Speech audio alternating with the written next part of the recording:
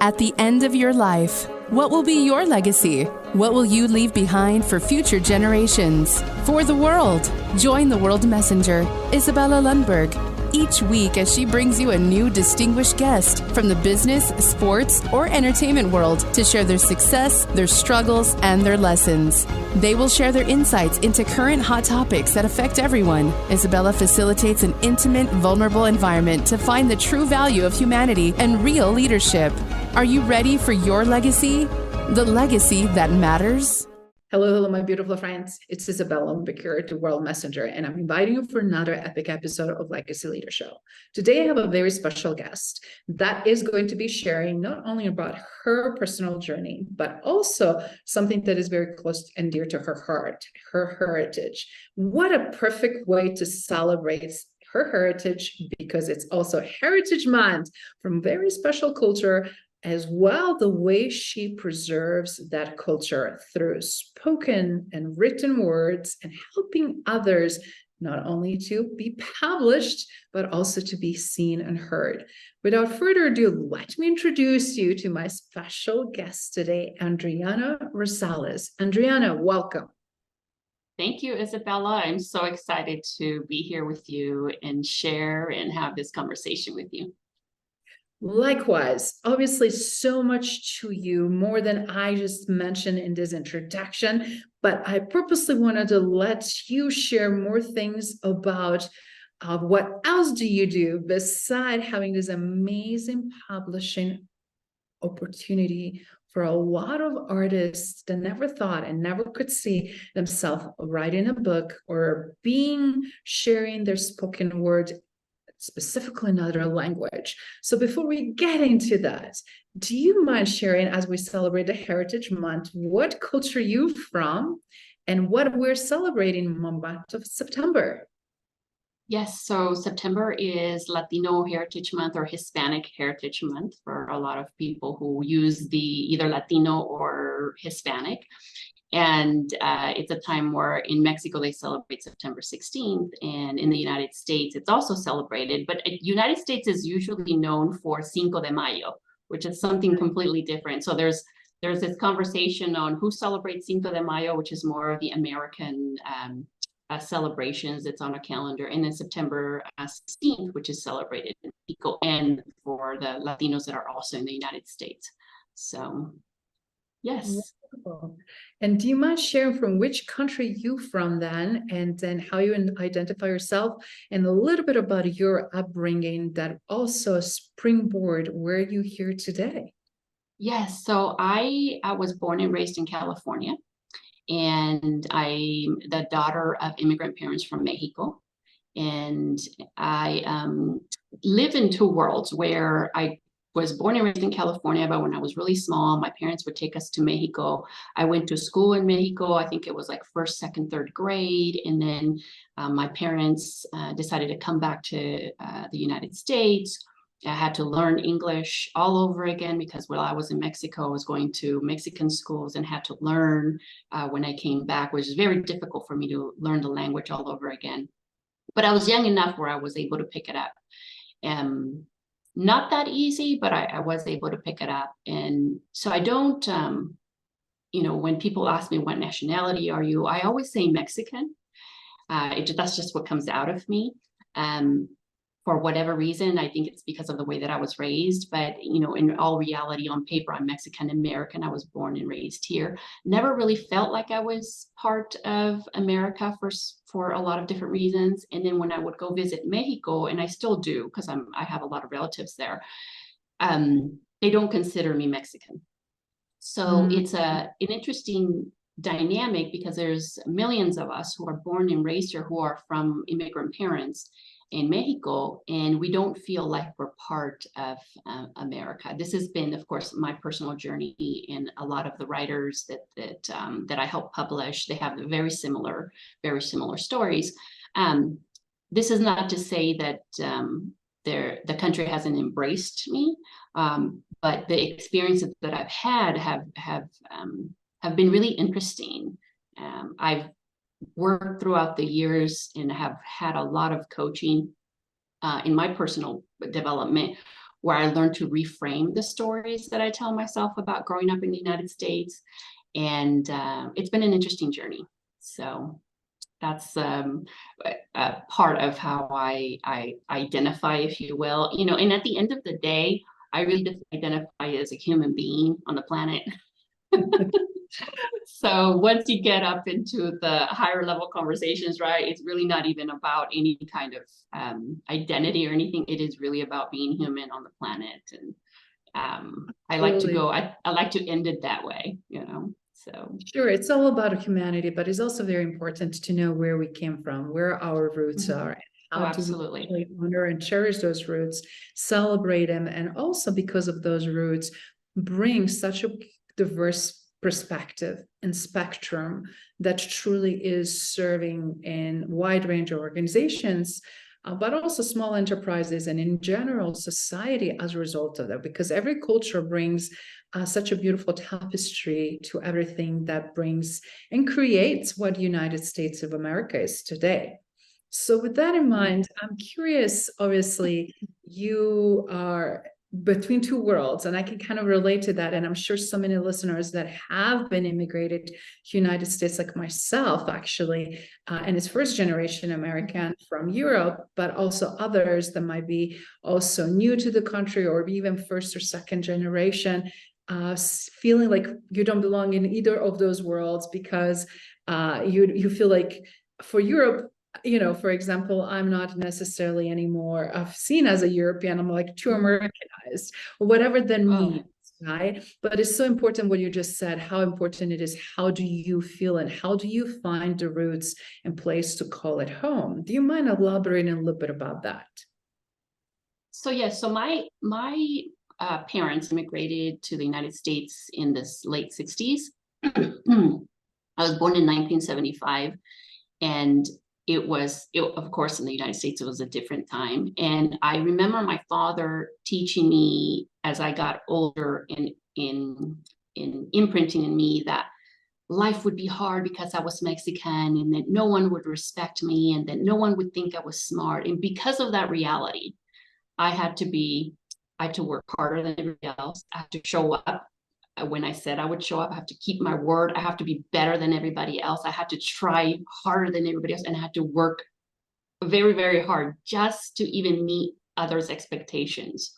And so I grew up in a way, there's 6 of us in my family. So my father raised us like we were boys, we were tomboys. It was a really harsh way of growing up in the United States and in Mexico as well.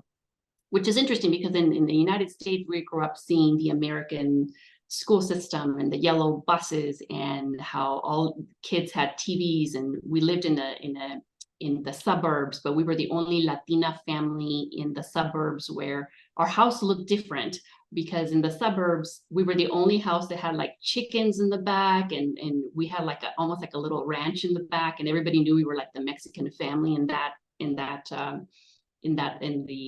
the street where we lived. And then when I was, really young, I also lived in Mexico, and I got to see what poverty really was. And it was like a culture shock because I saw kids that they were just out in the streets selling gum and selling stuff to like eat for the day. And so it was like a shock I believe, to my nervous system to see those two worlds. So I was always really confused as a little kid because I didn't know if I belonged in Mexico, because when I was in school, we would pledge of allegiance to the Mexican flag. And then when I was in the American schools, I was pledging of allegiance to the American flag. And I thought, well, how come I have 2 flags? And why is there all this confusion?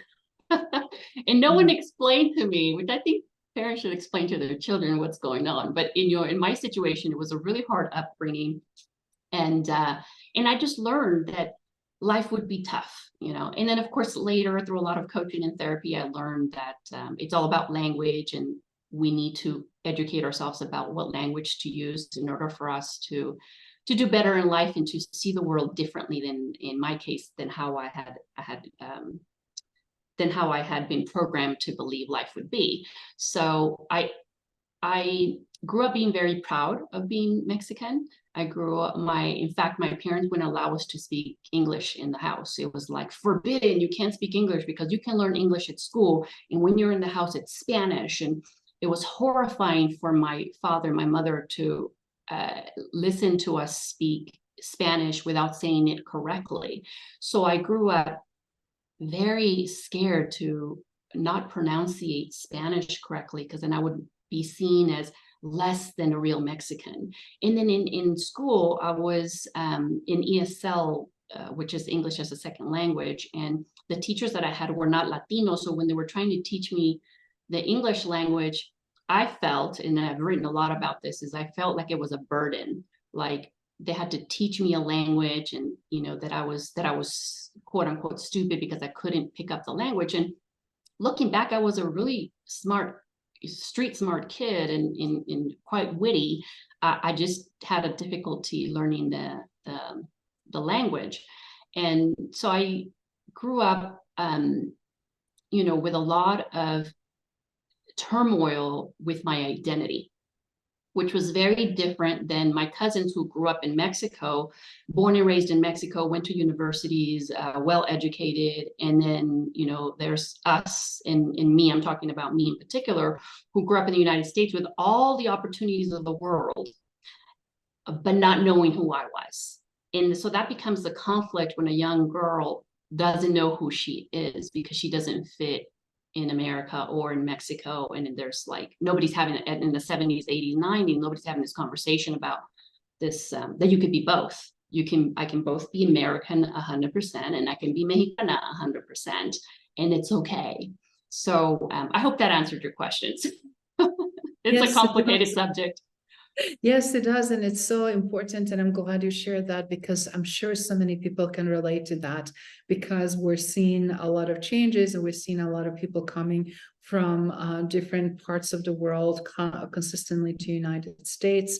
And then from different statuses, but ultimately immigrating and wanted to and have a desire to stay for better opportunities, either is because of environmental issues or because of wars or because of just simply better opportunities. And I'm sure that everybody who experienced that or had someone, if not firsthand, someone in their classroom or their working environments can relate to others' confusions, if not on a personal level. So with this in mind, again, as we're looking things, obviously, you also served. You were in military and you served this United States in military, which I first of all want to say thank you for your service. So you have a very interesting background. And do you mind sharing how that came about and how did you felt during that time as you were exploring your true calling and what you should be doing in your life? Yeah, so I was in the United States Air Force, and I'm forever grateful for my military service because it really helped me.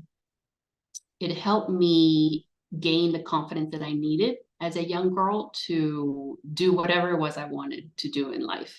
And when I was in high school, I scored, I think I graduated with like a 3.8, and I went into a four-year university to San Jose State, and I was there for a couple of years. And after a couple of years at a four-year university, I realized that I was not college bound. Like a lot of Latino students who don't have a trajectory of having anybody in the family go to college for the first time.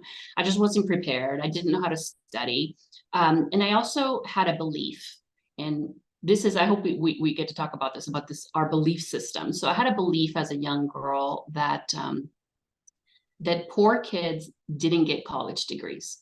This is what I believed. Later I found out through a lot of coaching, this wonderful coach, Denise Soler, who made it obvious to me through a coaching session that I did with her that this was my belief. And so after 2 years in college and I was not doing well, I decided, well, I need food and shelter. And thank God for the United States Air Force. I scored high enough to get into the United States Air Force, and I actually got the job that I wanted, which was working in a command post. And I was stationed in I was in Space Command working with Lockheed Martin and NASA. And it was like a young girl's dream job. Wow. It was amazing. It was amazing. I learned so much. It's a dream job for other girls, bigger girls, grown-up girls. Anyway, please. It was wonderful. And at the time, I got to travel to different parts of the world. I got to live in different countries, and I got to, in particular, where I was stationed at was a Navy base. It was in the 90s. There was this base called Moffett Field, and next to it was this building called the Blue Cube, which was declassified in 1998, I believe. Has now been demolished, but it was working with satellites, and got to work with Lockheed engineers, and got to be part of some really neat programs. And I just remember thinking, wow, how does a Latina Mexican kid who I grew up working in the fields, picking strawberries with my dad during the summers, how did I end up here, And what the military gave me at a young age was this confidence and this ability to learn how to work with other people, all different types of people from all over the world, and then also experience other countries. Because what happens is, I don't know if you know the stats on how many Americans actually have passports, but not very many.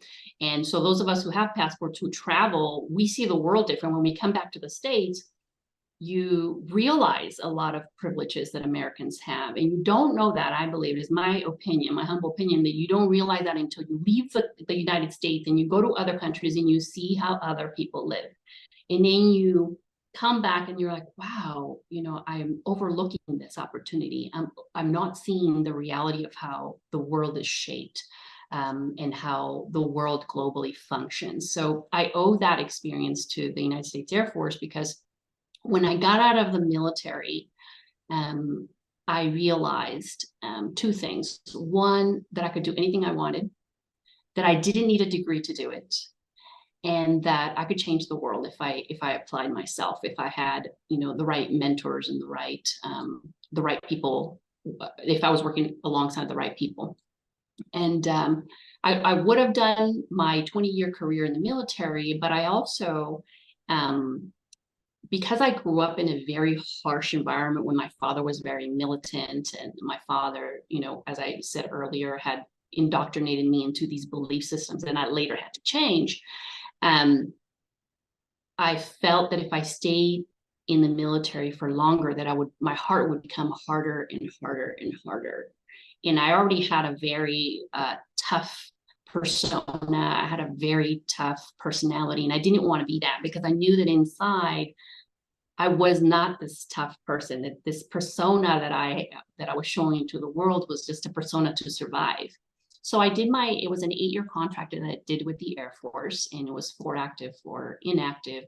And once that was over, when I left, I think I was 24 years old, and I told myself, well, I want to continue to travel. I wasn't married, no kids.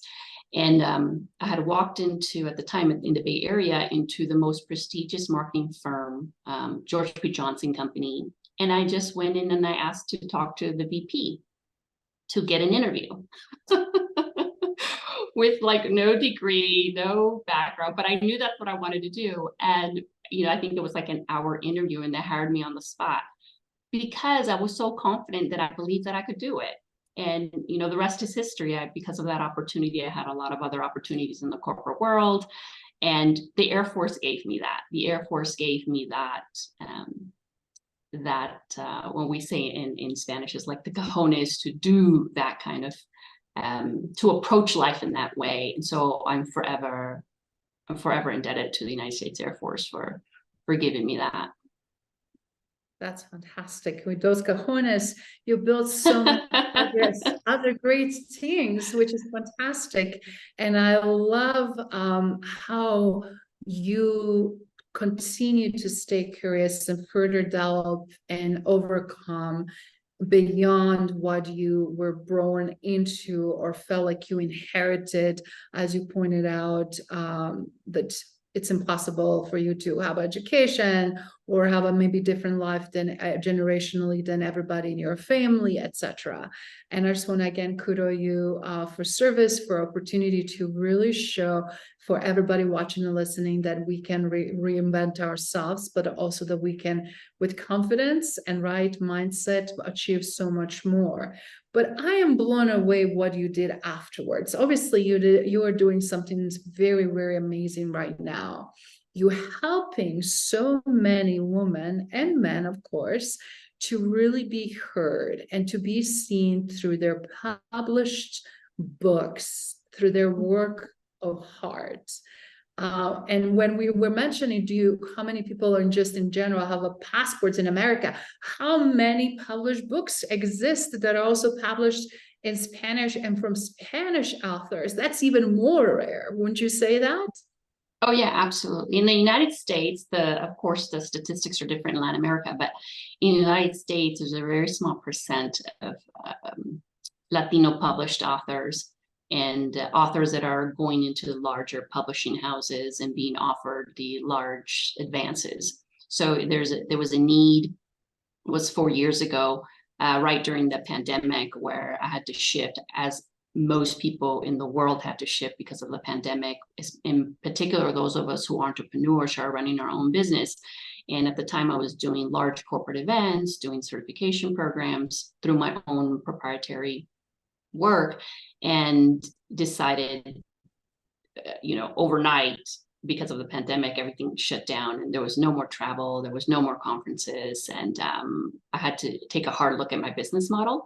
And I had a moment of inspiration, and I said, well, I had already published several books, and I said, I already know how to do this. It seems fairly easy. And I have the time, the money, and the energy to learn how to do this. And I was like, why don't I just show other people how to do it? But even more so, who really needs it? And then I thought, well, definitely women, and definitely Latina women. So it all started with like this idea of, hey, let me get 100 Latina women published.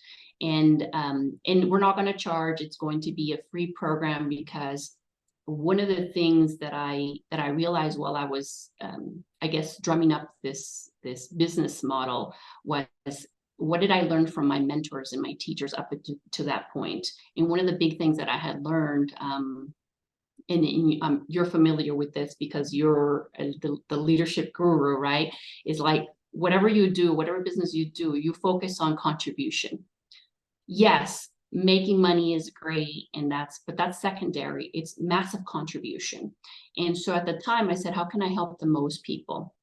And I said, how can I contribute at a mass level? How can I make an impact? And for me, what had worked for me in the years was that when I had published several books, that they really opened doors for me. And I said, what would it be like to have those who wish to be published, to get published, and to help them with the barrier to entry, where they don't have to worry about so much the details or the money piece, but hey, let me show you, walk you through this part. And we started doing anthologies. And at first I thought, okay, well, this is going to be something for the Latinos here in the United States, and it'll continue to grow. And then within a year and a half, I realized that, all these people wanted to participate, and so did the men. So I started getting, men wanting to participate. And then next thing you know, 2 years later, it's like 17 different countries. I was like, how did this happen? It was like way, way beyond anything I had thought of or expected.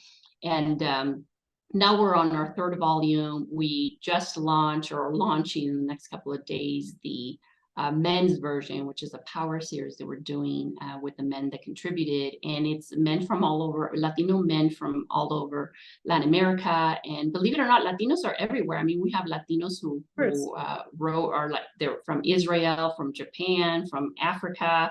And I thought, well, who knew? So it's been a really fun and just a blessing to get to know all these writers and their stories, and get to learn that we all as human beings have the same motivations and the same wants and needs and aspirations in some way or another.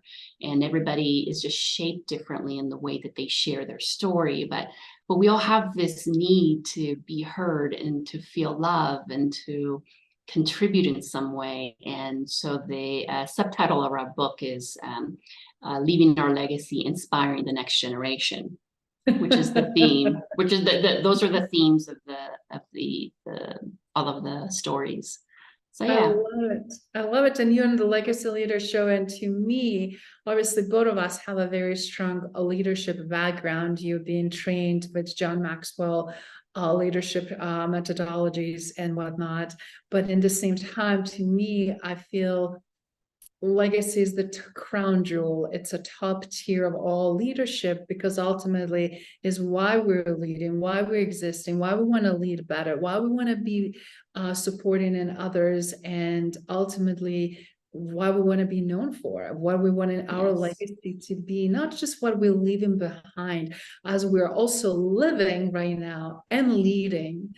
What kind of impact we're creating and how is that impacting others? And it seems like not only you are able to do that very well today, because obviously with work that you expanded into, which is phenomenal, but as they say, spoken word and written word, specifically written word, is the one that has the most impact for future generation, because it's preserved, right? Yes, absolutely. And I love that John, as you mentioned, John Maxwell really imprinted that in me, where when I started doing the John Maxwell program, I think I was one of the second classes. I know when I was in Florida, there was only 500 John Maxwell coaches in the world at that time. And he was my mentor that taught me that it wasn't about making the moolah. It was like, because I've been to that point in my corporate career and in my business, I was always like, what's the bottom line? What's the profit margin? And then I went into finance. And then so my jargon and my wording was all about what's the bottom line. And he's the one who taught me, how are you impacting? What's the contribution? How many people are you helping? And, what legacy are you leaving? And so to me, that really touched me. And I said, my philosophy in life hasn't been, not that it wasn't right, but I had to shift it into something that was really more aligned with who I wanted to be at that time in my heart and in the world. And so it was such an important understanding or perceived reality for me, because you see, for me at that moment, it was like I was doing all the right things, had a great career, I thought I was, doing well financially and everything, but I was misdirected in the direction of my heart. And so I love these conversations about helping people shift that, you can have all the material things in the world, but it is that I love that quote. It's not what you leave behind, material things, but it's what you leave in the hearts of men that really matter. And so that was always a quote that I remembered. What am I going to leave behind in the hearts of men? And for me, it was, when I thought about the Latinas 100 project, it was like, well, if I were to die tomorrow, I want to be able to say that I helped him in some way. And I get teary-eyed because I'm like thinking, if I can have that kind of impact, then I've done my job. And I realized through a lot of coaching and therapy that the reason why that was so important for me, it was because I never felt heard in growing up. I never felt heard in the United States. I never felt heard as a Latina. I never felt heard in the United States. I never felt heard as a woman. And for me, the Latinas 100 project was me almost giving that to myself and to other women that have never felt heard. And so because of coaching, and I always share, if you can get a mentor and a coach, definitely get the best. And for me, it was like John Maxwell. And then I moved on to other coaches. like Peter Diamandis, and who I follow religiously, because I believe where he's taking us in his philosophies and how he talks about artificial intelligence. And so that's a whole other subject, but like, it's important to have those people that will help mold your mold your way of being in the world. And it's really, at the end of the day, it's all about contribution. What are you contributing in this?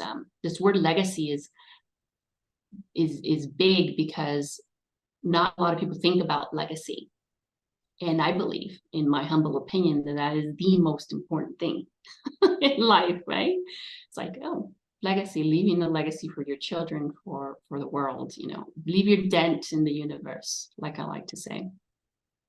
That's amazing. And I love, again, music to my ears, because one of the reasons why we're here again on Legacy Leader Show, and why Legacy Leader Show exists, it's that consciousness and shift from individual contribution to team contribution, and for those enterprises that we're seeing that are impacting billions and billions of people, as well as billions of profits and whatnot, and what they're staying for, right? All the way to that singular one individual that can stand and do whatever they can do to feel like they're lived fulfilled life, and in the same time also contributed to this tapestry that we're talking about, to these different heritages, different cultures, different diverse perspectives. And with that in mind, I'm curious, what would you like to be known and remembered for? Because you already made it so much impact, but I know that you're just starting. So I'm curious, what would you say, oh, I made it, or I've really fulfilled my deep desire and wish? That is the question of a century. I've done a lot of work on this, and I want to be remembered as a good mother, as a good friend, and as a good person. That's the most important thing. And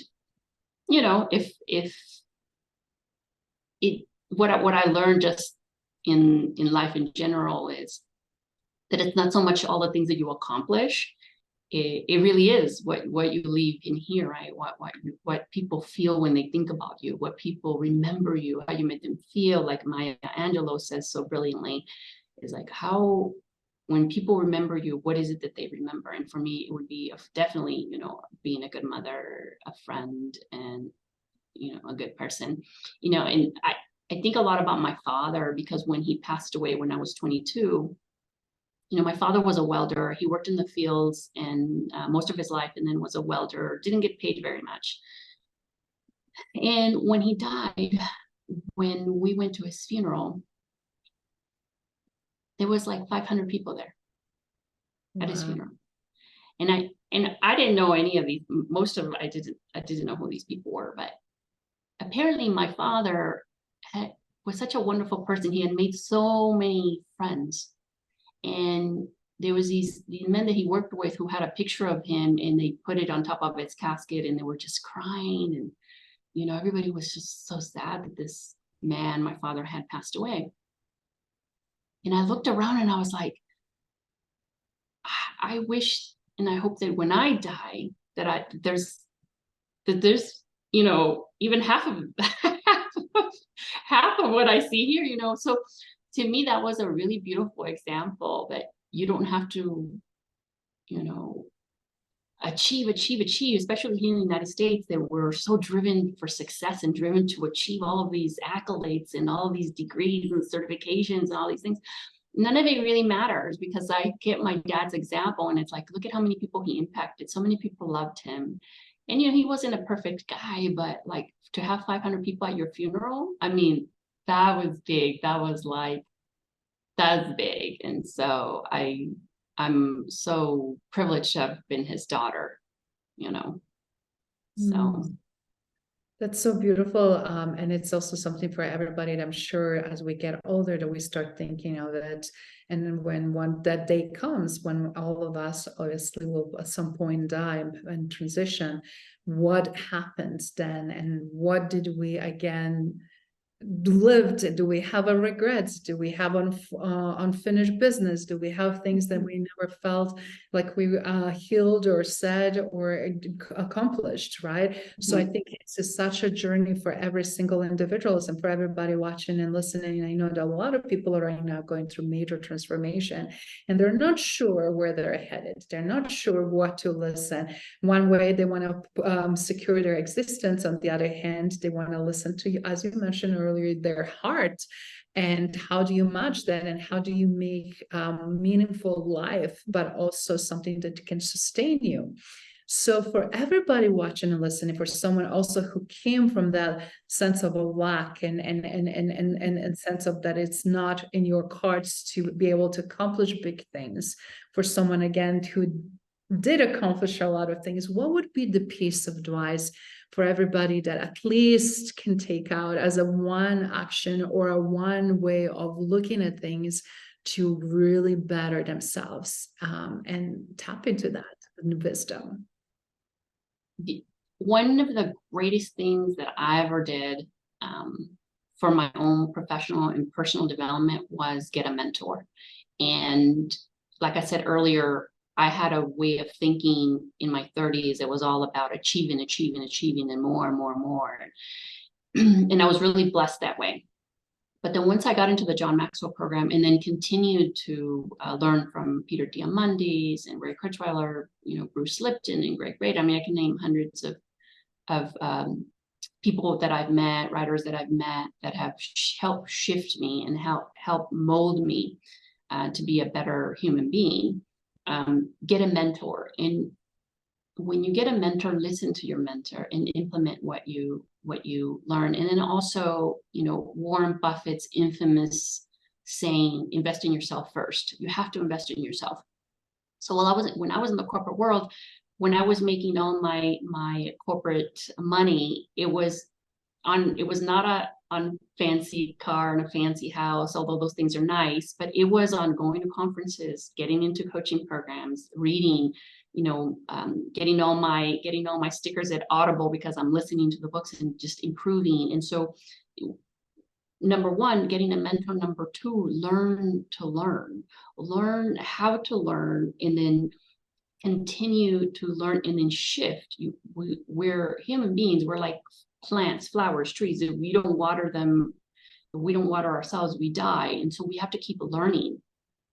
And so that's been my greatest strength, is that I'm a learner. I love to learn, and I listen. Like when John was talking to us and talking to me about how, hey, your priorities are all about achieving. What about legacy and contribution and helping the masses and all this? And then, I had to swallow my pride and say, oh yeah, that's true. I've only been accumulating wealth. It's like, that's great. That's a total American thing to do, right? Like, you just accumulate wealth. But at the end of the day, you're not taking anything with you.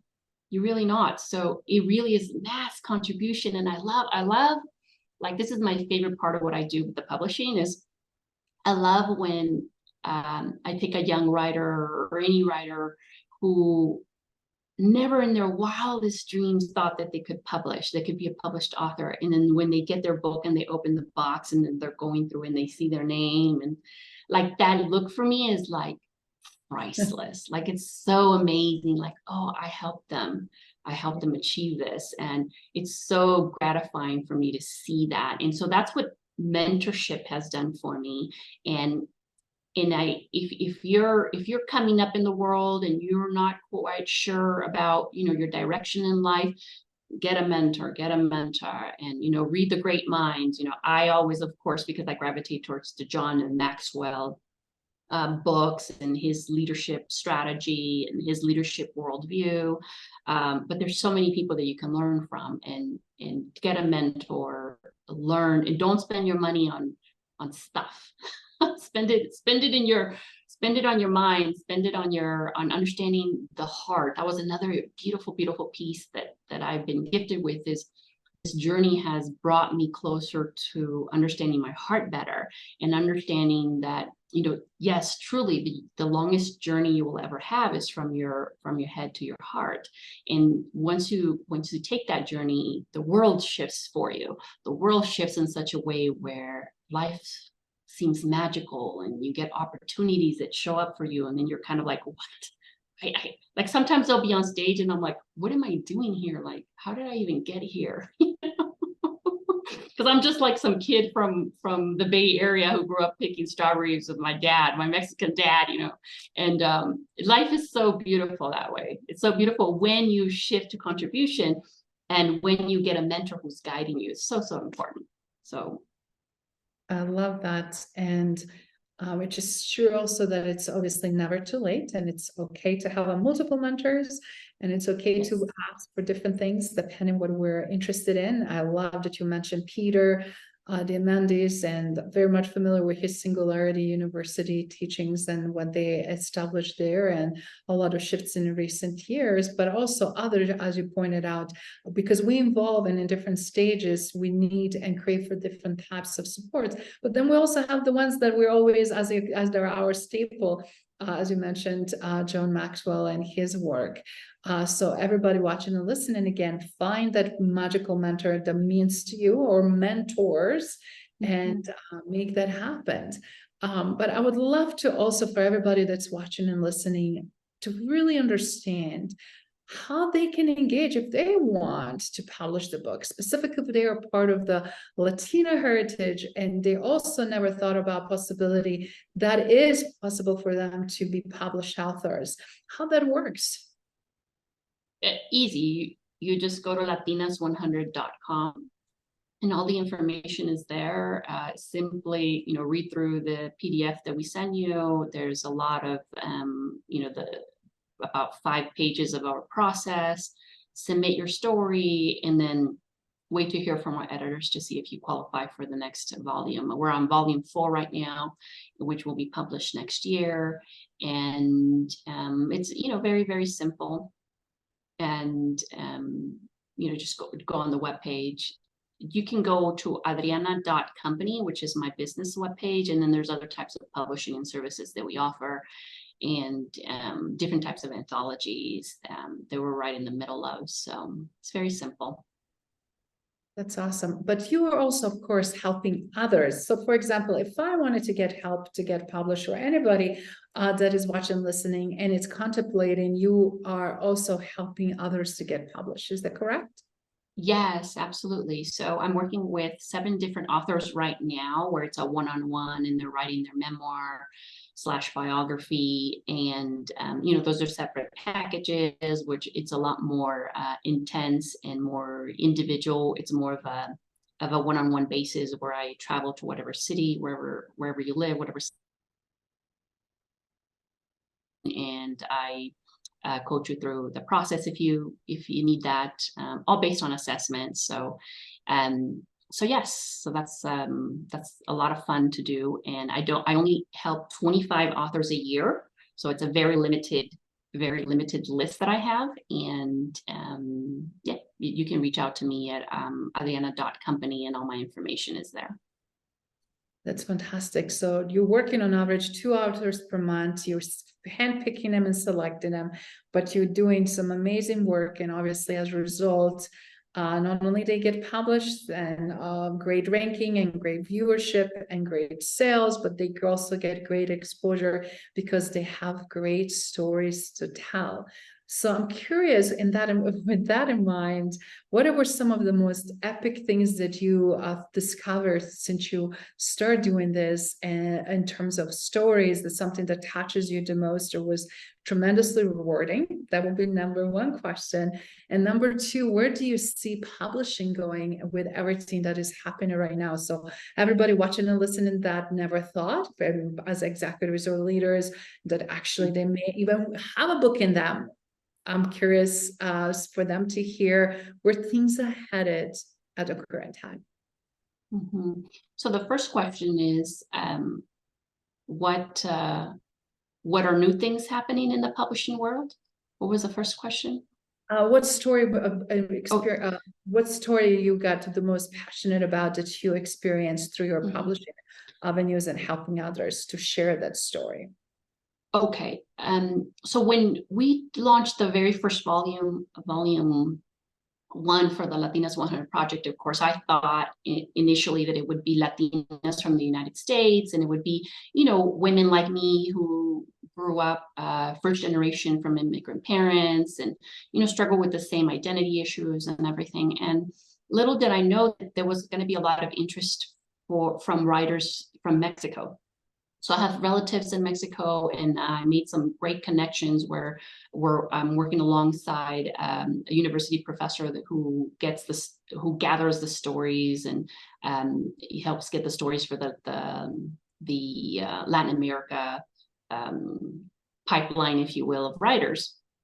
And we had one writer, her name is Guadalupe, who grew up in Morelia in the southern part of Mexico, and we have a private Facebook group where the writers can join, and we share stories in that group. And it's a private group, so everybody can share, and it can be it's a very intimate space, and only people who participate in the volumes can contribute or whatnot. And so she was a wonderful addition to the community because she was always very active in the community, and everybody just loved her. And for the first volume, and for all the volumes, we do a contest, and that contest is, let's see who has the best essay. And a lot of the editors, we get together and we decide, well, which one's the best essay. And volume 1, it was Guadalupe, had a great story about how she lost her father and her brother, and how she grew up really humbly in this part of Mexico.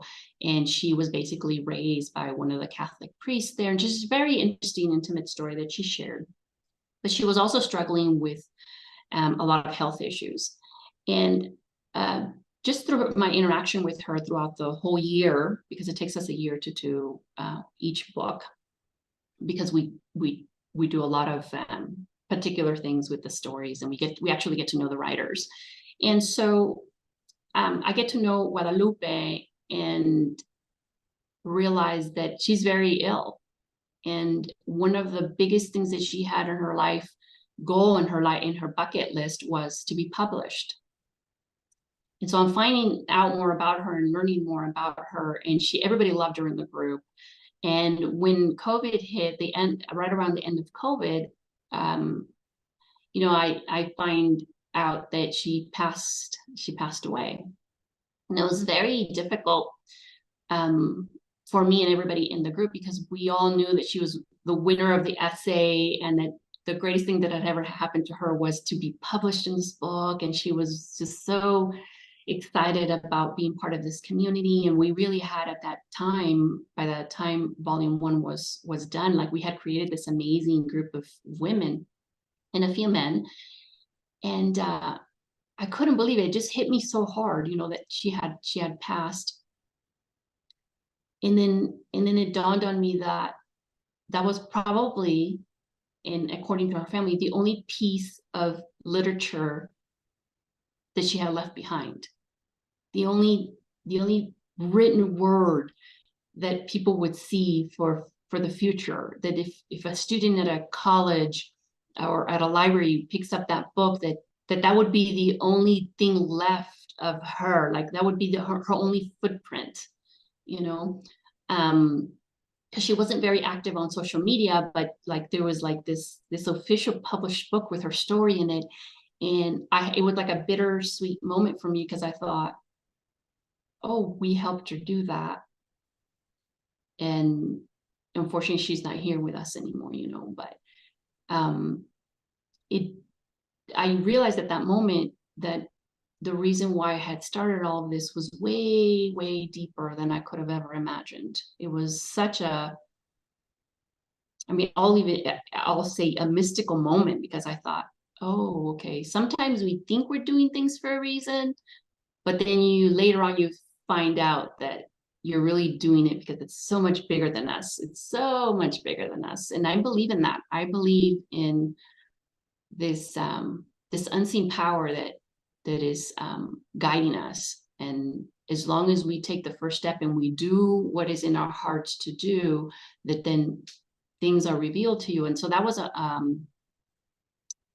watershed moment for me, where it dawned on me this was something that was really powerful, that the written word is so powerful, and publishing is so powerful, and that and the Latinas take control and take not a backseat, but to actually drive the car.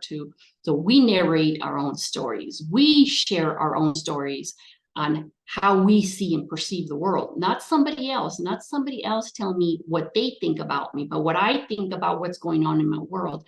And that's what I lacked growing up, that I wasn't reading books from Latinas with the same experience. It was the version of what people thought I was living, not what I was actually living, because there hasn't been enough writers, Latina writers, definitely not enough, where we are writing our own stories. And so that was one of those really impactful moments where, books live forever. The written word lives forever, and you never die.